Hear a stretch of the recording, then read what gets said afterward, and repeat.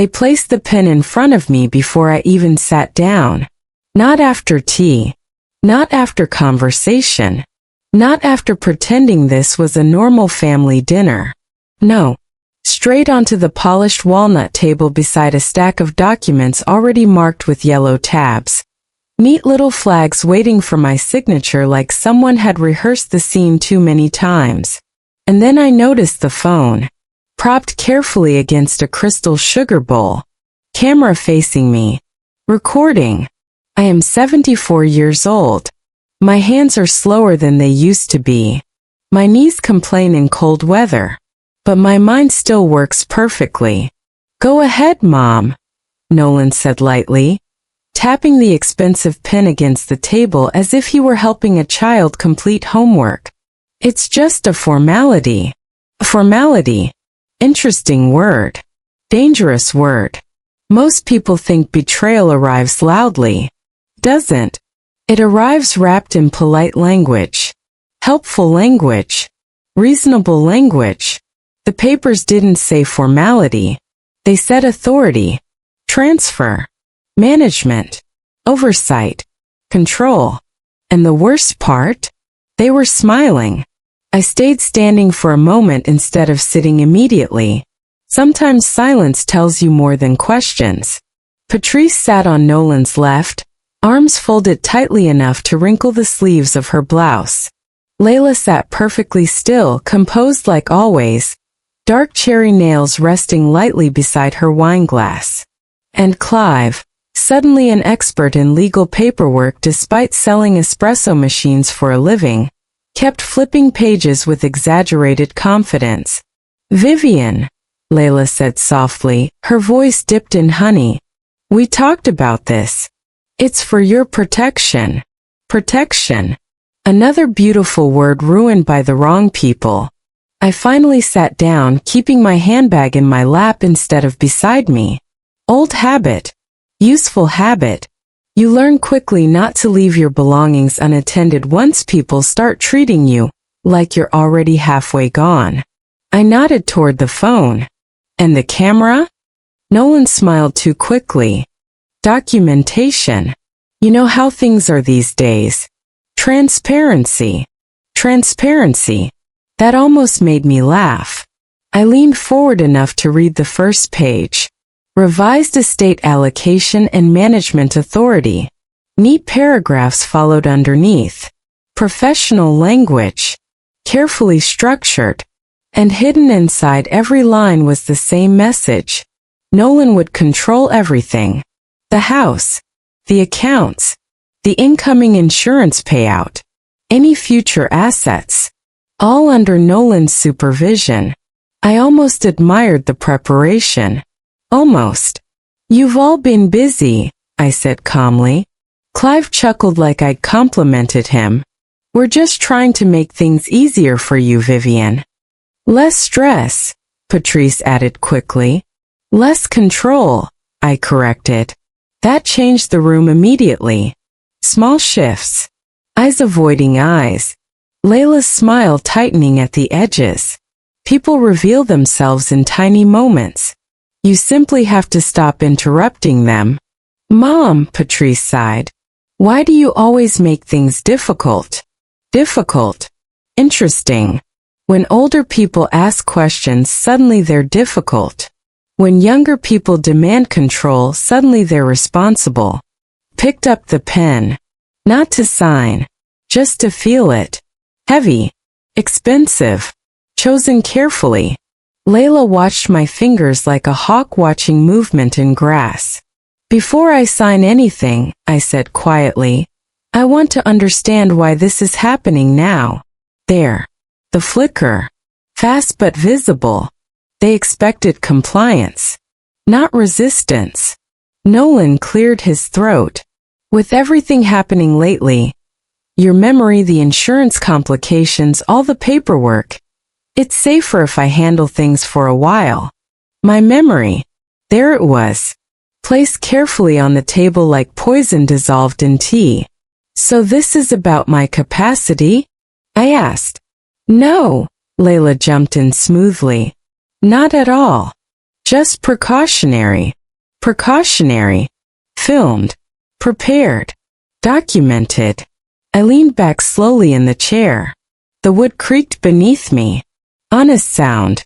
Honest things creak. And if I don't sign? Silence. Only for a second. But silence expands quickly when people are afraid of the answer. Nolan forced a laugh. Why wouldn't you? There it was.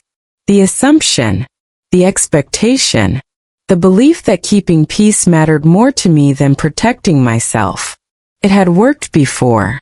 Not tonight. I placed the pen down carefully. Because I don't sign things I don't agree with, I said. And I don't agree with this. The room changed temperature instantly. Layla's smile sharpened. Vivian, she said slowly, you're making this more complicated than it needs to be. For whom? I asked. No answer. The phone kept recording. Good. I stood up calmly. No dramatic speech. No raised voice. Just movement. We'll discuss this another time, I said. Mom. But I was already walking toward the door. Behind me chairs shifted. Someone muttered something. I didn't turn around. At my age, one of the greatest luxuries is no longer needing to watch people rearrange their expressions. My hand rested briefly on the doorknob. And for the first time that evening, I allowed myself one small private thought. They had already decided what to do with my life. They just didn't realize I had already begun making other arrangements. Didn't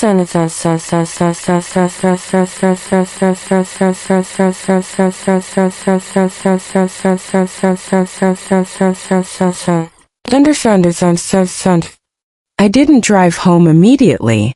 Instead, I sat in the car outside Nolan's immaculate house watching the reflection of their windows in the rearview mirror. Everything about the property looked staged. Perfect hedges. Perfect lighting. Perfect stone walkway. Nolan always liked things that looked expensive. Even as a child. The phone beside me buzzed. Then again. I ignored it. Instead, I reached into my bag and removed a small silver tin of English rose and lemon pastilles. Malcolm used to buy them for me whenever he traveled. Funny thing about habits. They survive grief better than people do. I let one dissolve slowly on my tongue. Sugar, citrus, memory, and clarity. Because none of what happened inside that house was sudden. No. It started after Malcolm died. My husband had never been loud. He didn't dominate rooms. Didn't interrupt people. Didn't perform intelligence for attention. But he noticed everything. And once Malcolm made a decision, it stayed made. For 43 years we built a careful life together. Not flashy. Not chaotic. Precise. Stable. Even our arguments had structure. He collected antique porcelain clocks. Tiny masterpieces from different countries. Every one ticking slightly out of rhythm with the others. He claimed perfect synchronization felt unnatural. Real life has variation, he used to say. When he died, the silence in the house changed shape. Not dramatically. No hospital chaos. No cinematic final words. Just one quiet morning. A cup of Darjeeling tea still warm beside his chair. And a silence that no longer belonged to ordinary life. 3 months later, the insurance dispute began. Formal letters arrived. Pending review. Extended investigation. Policy verification. Language designed to stretch time until it becomes exhausting. That's when Nolan began appearing more frequently. First it looked like concern. Reasonable concern. Mom, you shouldn't handle this alone. These companies take advantage of people. Let me review the paperwork. Helpful. Measured. Perfectly timed. But there is a difference between helping someone and positioning yourself near their vulnerability. And Nolan positioned himself carefully. Patrice followed. She always had. She brought casseroles I never requested, reorganized my kitchen for accessibility, finished my sentences when guests visited. You mean the insurance situation, Mom? It's all been confusing for you lately. Confusing. That word arrived early, then stayed. The first real shift happened when Nolan requested temporary access to my accounts. Just until everything settles, he said. Temporary. Another dangerous word. I said no. Politely. Firmly. The way Malcolm would have. That was the beginning. After that the comments became smaller. Sharper. Placed carefully. Did you forget this, Bill? You left the kettle on. Are you sure you told the lawyer correctly? Not accusations. Suggestions. People building a future narrative don't start with conclusions. They start with repetition. Then came the dinners. Regular invitations. Too regular. And every dinner felt less like hospitality and more like observation. Layla watched how quickly I answered questions. What I ate. Whether I repeated stories. Whether I misplaced things. Vivian, remember what we discussed last week? Of course I remembered. But the way she asked wasn't curiosity. It was measurement. So I started answering slower deliberately. One advantage of aging is this. People underestimate you automatically. You might as well use it. The insurance case dragged on. Months. Lawyers. Investigators. Endless formal language. And somewhere underneath all of it, Nolan grew increasingly impatient. The concern faded. Urgency replaced it. He stopped asking what I needed. He started telling me, you don't need this stress anymore. Let me handle things. You should simplify your life. Simplify. Meaning, hand it over. I started the car finally and pulled away from the curb. As Nolan's house disappeared behind me, one thing settled clearly into place. This wasn't about family. It was about anticipation. They believed something valuable was about to arrive. And they intended to already be holding the keys when it did. The pressure intensified quietly. That is always how people like them operate. Not loudly. Not recklessly. Gradually. Politely. Persistently. The next morning Nolan called at exactly 8:12. No greeting. No warmth. Just urgency pretending to sound responsible. Mom, we need to finalize this before things become complicated. Complicated. Interesting how everything becomes complicated the moment control slips away from the people expecting it. I poured coffee slowly while he spoke. Sunlight moved across Malcolm's porcelain fruit bowl beside the window. Apricots painted too perfectly to look real. If the insurance resolves and there's no clear structure, Nolan continued, taxes and legal issues could create problems. I've handled difficult things before, I replied calmly. Pause. Tiny, but noticeable. That's not what I meant, he said quickly. I just think I should manage things temporarily. Temporary again. Send me the documents, I said. I'll review them with my attorney. That changed his breathing immediately. Mom, we already explained everything yesterday. Send them anyway. Another pause. Longer. Less patient. You're overcomplicating this. No, I replied. I'm being careful. We ended the call without resolution. Not hostile. Not warm. Simply unfinished. By noon Patrice texted. You scared Nolan last night. He's only trying to help. Scared. Interesting. People attempting to take control often become frightened the moment someone resists. I ignored the message. Instead, I watered the lavender. Trimmed dead stems. Prepared lunch. Tomatoes. Olive oil. Fresh bread. Normal routines irritate manipulative people. They expect panic. Urgency. emotion. Calmness interrupts the script. At 3 o'clock Layla called. Vivian, she said carefully. I think yesterday became more uncomfortable than intended. Did it? I asked. A controlled laugh. We may have approached things too directly. With cameras. Silence. Brief. That was simply for clarity. Whose clarity? Another pause. Her tone shifted slightly. Still polite. Tighter underneath. We're worried about the stress you're under. Sometimes grief affects judgment more than people realize. There. Not direct accusation. Strategic implication. My judgment is fine, I said. I didn't say otherwise. No. She only wanted the possibility placed gently into the air. Send me the documents, I repeated. This time she stopped pretending. No goodbye. That afternoon I stood in front of the hallway mirror longer than usual. Same face. Same eyes. Same mind. Still here, I said quietly to my reflection. And that was the moment everything sharpened. They weren't testing whether I could be controlled. They were testing how quickly. I didn't tell them I already had an appointment. That would have ruined the surprise. Celeste Marone's office occupied the third floor of a narrow brick building most people ignored while walking past. No oversized logo. No polished corporate glass. Just a small brass plaque near the entrance. Malcolm chose her years ago. Malcolm did not choose carelessly. Inside, the office smelled faintly of bergamot and old paper. Order. Precision. Systems. Mrs. Calder, Celeste said as she greeted me. Right on time.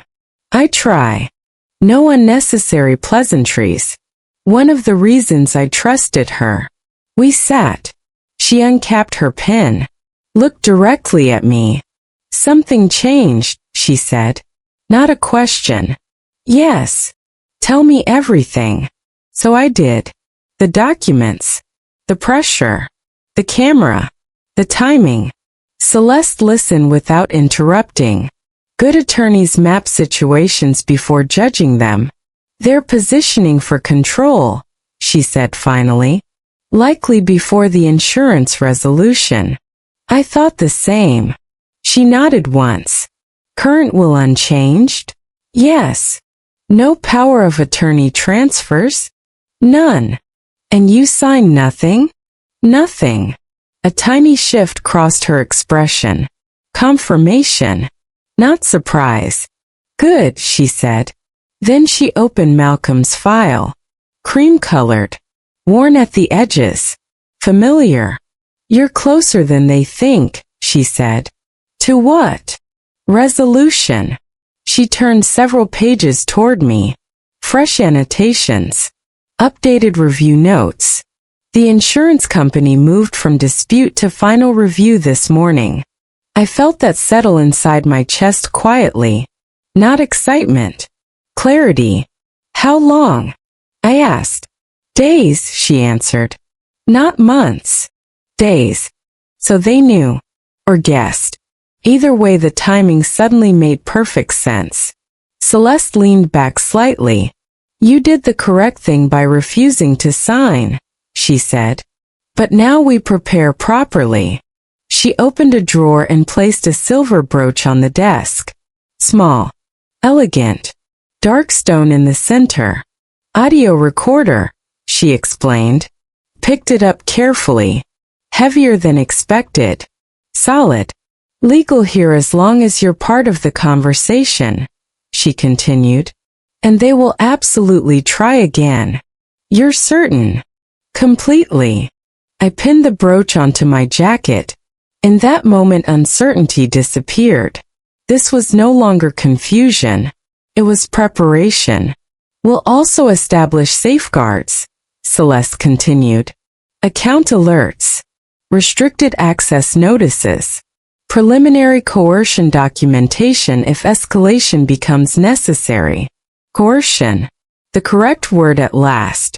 We spent the next hour reviewing every detail. accounts, documents, potential vulnerabilities, not emotional, precise. Before I left, Celeste stopped me near the door. When they contact you again, she said, stay calm and let them lead the conversation. People reveal the most when they believe they're in control.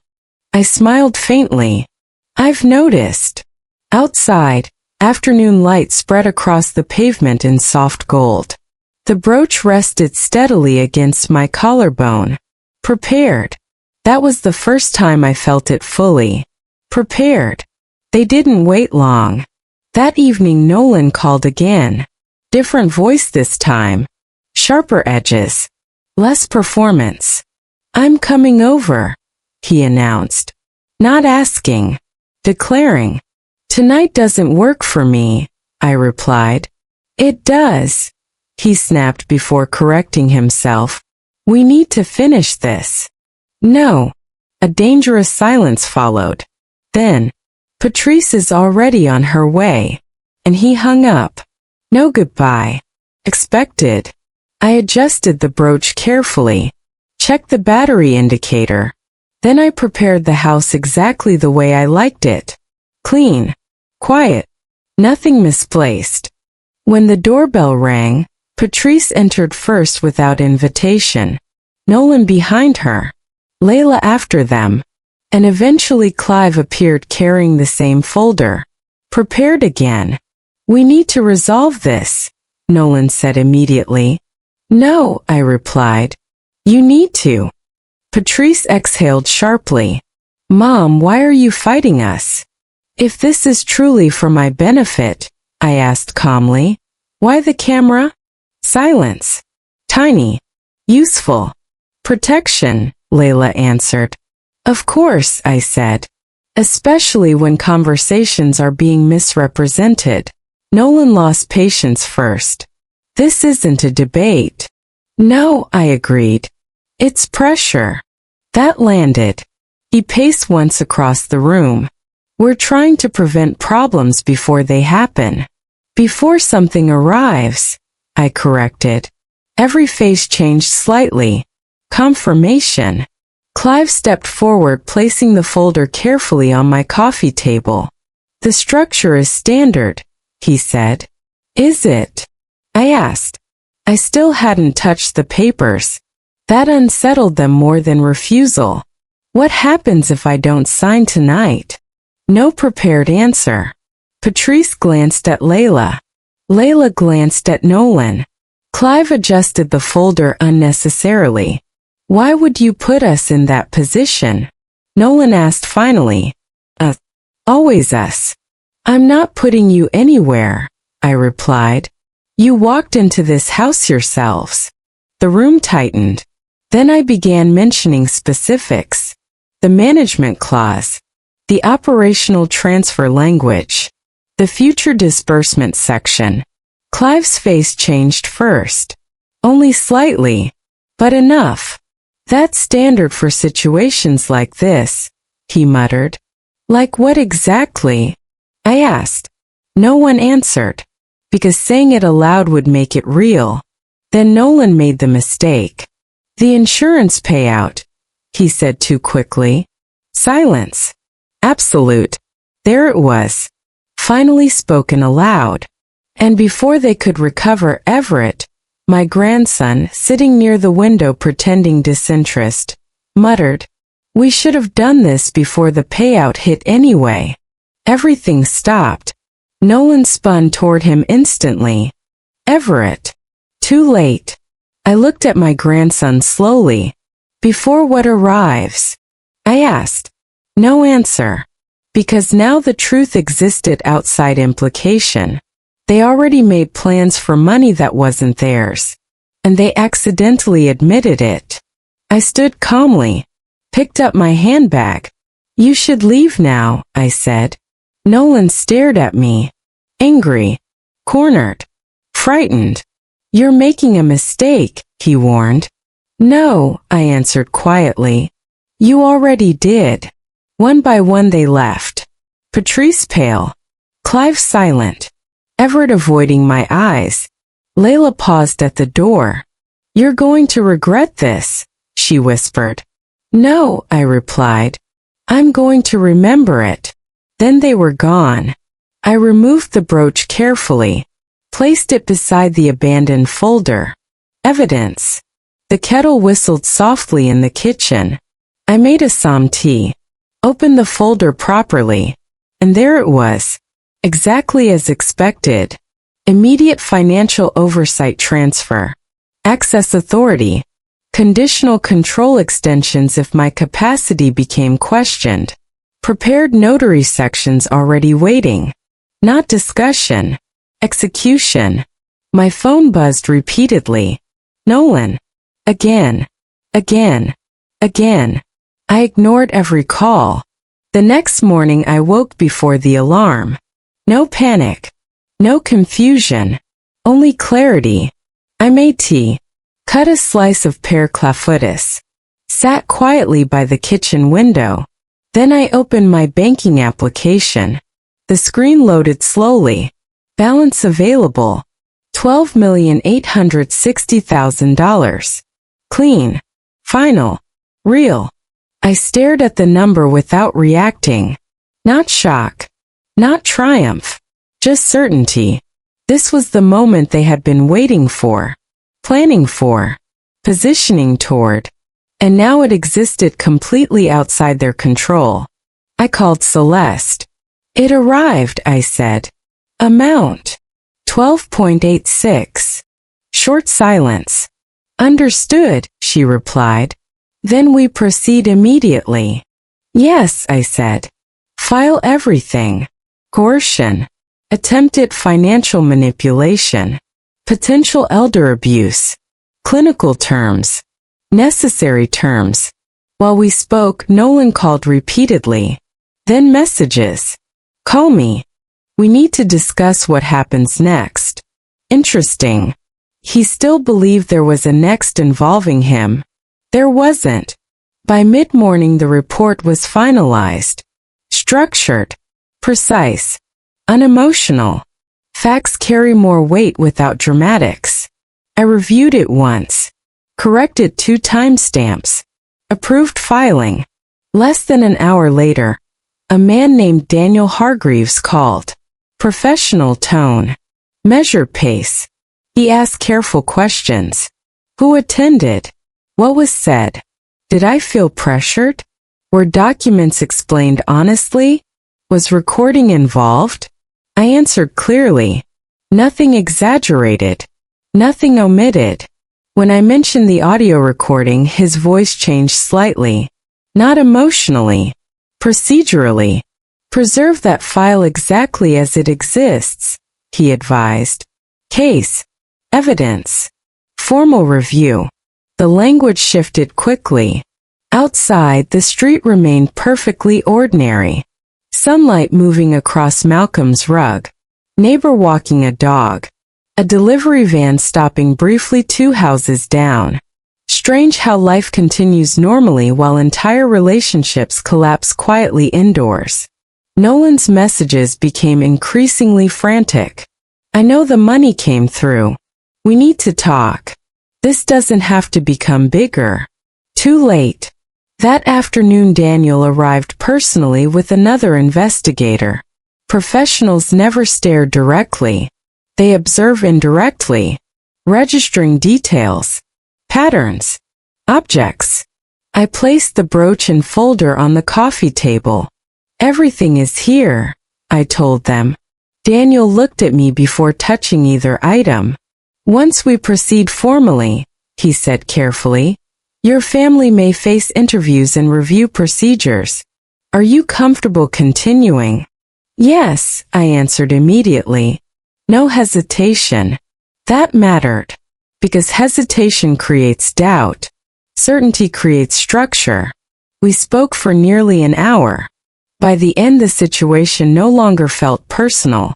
It felt documented. And that changed everything. Late afternoon, Nolan arrived alone. Fast. Too fast. He didn't sit inside the car gathering himself. Didn't prepare. He marched directly to the door. The knock carried urgency. I didn't open it. Instead, I answered through the intercom. What is it? Pause. He expected immediate access. Mom, open the door. No. Silence. Then frustration. Are you serious right now? Yes. He tried another version of himself. Calmer. Controlled. Fine. Then we talk like this. I remained silent. I know the money arrived, he said. 12.86. You shouldn't know that, I replied. That unsettled him immediately. We need to figure out what happens next, he insisted. No, I said. You don't. I'm your son. Yes, I answered. You are. And that means something. It used to. That hurt him. I heard it in the silence afterward. Then came the threat disguised as warning. You're going to regret this. Same line Layla used. Interesting. Possibly, I replied. But not for the reasons you think. Then he realized something. You talked to someone, he said. A lawyer. I didn't answer. Silence is often confirmation. This is being handled, I said finally. That stopped him. What does that mean? Before I could answer, 2 vehicles slowed outside the house. Daniel Hargreaves stepped out first. Another investigator behind him. Nolan turned slowly, shoulders tightening. What is this? Daniel approached calmly. Mr. Calder, we'd like to discuss a report involving potential financial coercion and attempted asset control. The words landed cleanly. Precise. Official. Nolan laughed once. Wrong kind of laugh. Defensive. This is ridiculous. That's exactly what we're here to clarify, Daniel replied. Then came the moment everything truly shifted. And the recording? Daniel asked. Complete stillness. What recording? Nolan answered too quickly. Wrong tone. Wrong speed. Daniel didn't react visibly. The recorded interaction involving estate transfer documentation. Silence. Because now Nolan understood something fundamental. This was no longer interpretation. It was evidence. Eventually Daniel requested Nolan accompany them voluntarily. For now, he added. That phrase carried weight. Nolan looked toward the door. Toward me. You did this, he realized. Yes, I answered. No apology. No hesitation. They left together. And when the vehicles disappeared down the street, the house felt resolved for the first time in months. Not lighter. Not happier. Resolved. The calls stopped after that. Not immediately, but noticeably. Pressure changed direction. That happens when manipulation finally encounters consequence. Patrice messaged repeatedly at first. Please call me. We can fix this. Don't destroy the family. Interesting wording. As if the destruction happened when consequences arrived instead of when betrayal began. I didn't answer. Not from cruelty. From clarity. Silence creates boundaries when words no longer can. Celeste called daily during the next week. Formal reviews progressed quickly. Statements. Documentation. Comparisons between recorded conversations and submitted explanations. There were inconsistencies. Many, especially regarding the documents. Apparently Clive attempted to describe them as standard temporary planning materials. Unfortunately for him, legal language has memory. The clauses said exactly what they said. Control transfer. Asset oversight. Expanded authority conditions. Facts are stubborn things. 3 days later a formal meeting was requested. Neutral location. Celeste's office. All parties present. Interesting. Not because they wanted reconciliation. Because they wanted containment. When I arrived they were already there. Nolan standing stiffly near the window. Patrice sitting with tense shoulders. Layla composed but quieter than usual. No Clive. No camera. Very interesting. I sat beside Celeste. That positioning mattered. We need to resolve this, Nolan began.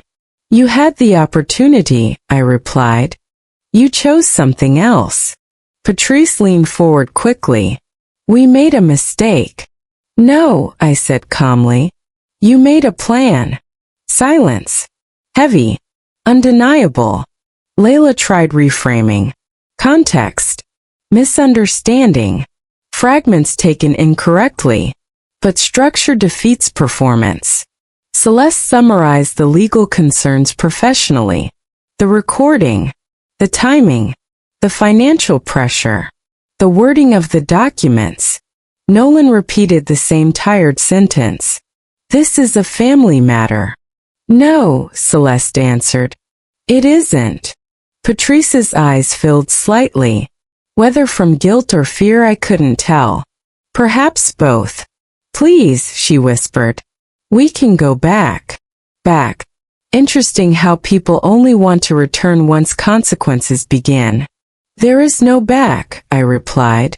Layla finally asked the only honest question anyone had asked throughout the entire situation. What do you want? Simple.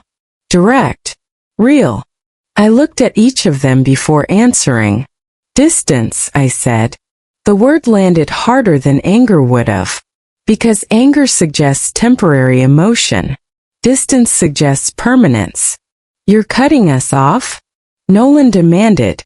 I'm removing access, I corrected. That distinction mattered deeply.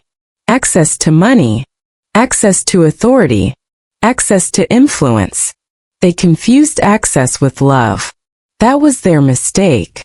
The meeting ended quietly. No dramatic collapse. No screaming. Just finality. And when I returned home afterward, the silence inside the house felt clean instead of lonely. That evening I opened the locked cabinet near the window. Inside sat the documents that actually mattered.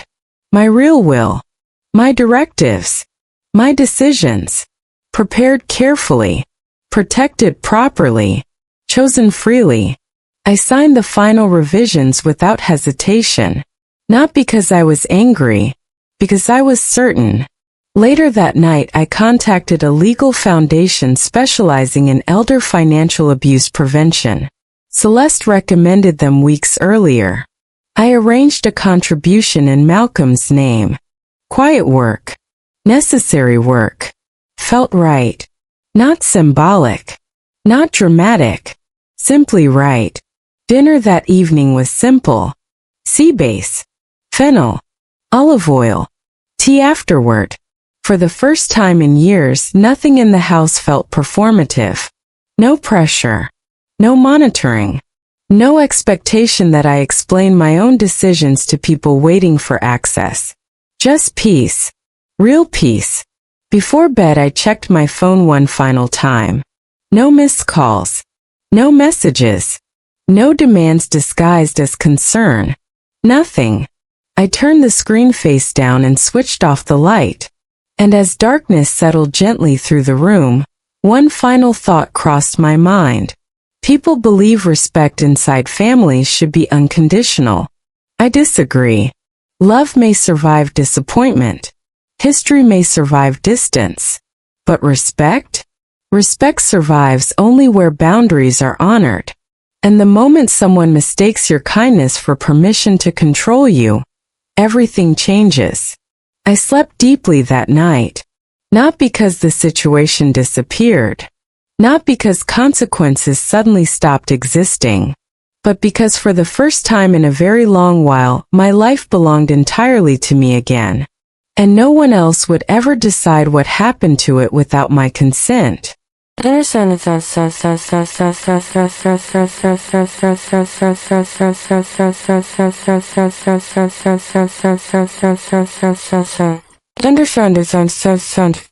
Alright, let's be honest. Pressure like that doesn't come from love. It comes from entitlement wrapped in family language. If you were in Vivian's position, what would you have done? Would you forgive them? Would you walk away? Or would you protect yourself exactly the way she did? Tell me in the comments. And if stories like this matter to you, don't forget to subscribe for more psychological family dramas filled with suspense, betrayal, and unexpected reversals.